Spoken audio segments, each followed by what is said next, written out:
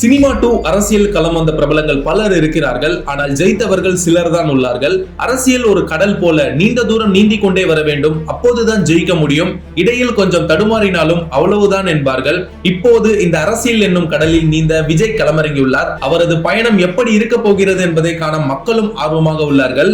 தமிழக வெற்றி கழகம் என தனது கட்சிக்கு விஜய் பெயர் வைத்துள்ளார். மற்றபடி வேற எந்த ஒரு தகவலும் வெளியாகவில்லை. இந்த நிலையில் ஒரு முக்கிய தகவல் கசிந்துள்ளது.